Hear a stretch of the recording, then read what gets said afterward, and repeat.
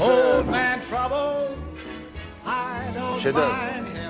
Un Américain à Paris, Gene Kelly, qui chante un peu en français. Voilà, avec Alex Jaffray, on s'est dit, en ce jour d'hommage national aux victimes du 13 novembre, on va participer à notre modeste façon et revenir sur quelques-unes des déclarations d'amour faites en chanson à la capitale Paris, puisque je suis Paris.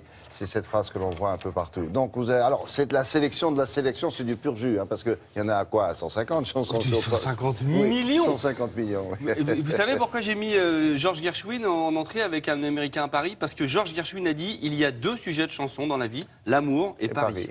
C'est vrai, hein? Ou l'amour à Paris. Oui, alors ça, c'est le top du top. Donc, évidemment, les chansons April in Paris, Sous les ponts de Paris, I Love Paris de Ella Fitzgerald. Enfin, voilà, la liste est longue. Moi, j'en ai choisi, on en a choisi quelques-unes. Joséphine Baker, pour commencer, avec Voilà Paris et J'ai deux amours. Hein, J'ai deux amours, chanson écrite en 1930 par Vincent Scotto et Joséphine Baker. Vincent Scotto, qui est un musicien incroyable, qui a écrit 4000 chansons. 4000 chansons ont été déposées. Vous en reste à faire, hein? Oui, un peu pour. Oui, voilà. À 500 près, quoi. Oui, à 3900 près, voilà, à peu près. Donc, Joséphine Baker, avec un petit meilleur d'œuf. Regardez. Eh bien, voilà Paris. Ce sont ces gens pressés qui coulent de tous côtés, mais qui sont heureux d'être Paris. J'ai deux amours.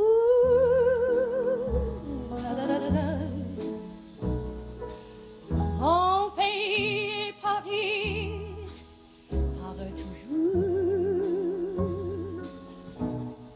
Mon cœur. C'est drôle ce visage qui s'était fait de princesse cambodgienne avec cette tiare. Oui, avec les yeux un peu plissés comme ça. Elle fermait les yeux, oui.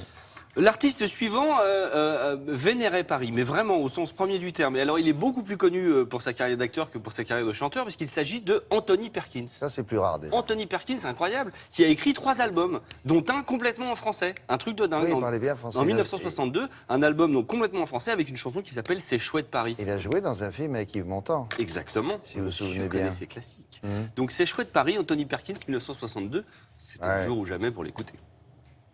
C'est chouette Paris, c'est chouette la nuit, c'est chouette la nuit à Paris. La belle nuit, la belle vie à Paris.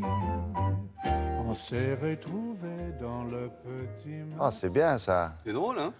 Il a un léger accent. Ouais, à peine. Enfin, moins que Gene Kelly. Pour dire du mal gratuitement. Il aurait pu demander à François Sagan. Oui, puisqu'il a joué dans un film tiré d'un livre de François Sagan. Mais c'est ça, je ne l'ai pas vu venir là. Oh yes. là, trop fort, trop fort. Il est trop tôt pour moi. Qu'est-ce qu'on a d'autre? Alors on finit avec la dernière artiste française qui a montré tout son amour pour Paris, c'est Zaz, avec un album de reprises de titres incroyables, avec des duos. Donc vous aviez à Paris de Lemarque, vous aviez Les Champs-Élysées de Dassin ou Je suis parisienne de Marie-Paul Bell, vous aviez des duos avec Thomas Dutronc, des duos inédits, avec Charles Aznavour. Ce qui est intéressant, c'est que cet album, sorti il y a un peu plus d'un an, est ressorti là avec un DVD sur sa tournée, qui est un documentaire, qui est pas vraiment... C'est un mélange entre un documentaire et les images de la tournée. Vous rentrez, vous avez l'impression de faire la tournée avec Zaz. C'est un très bon documentaire. Et ça, c'est très bon titre que vous avez choisi, cela. Paris sera toujours Paris. Ouais, Zaz. ça c'est bien. Paris sera toujours Paris, la plus belle ville du monde. Malgré l'obscurité profonde, son éclat ne peut être assombri. Paris sera toujours Paris. Plus on réduit son éclairage, plus on va briller son courage, sa bonne humeur et son esprit. Paris... Ah, ça serait bien pris encore un petit peu, voilà. Une petite louche. Voilà. Merci beaucoup, Alex. Une revue de presse, elle est culturelle, bien sûr, elle est signée de Patrice Ramden.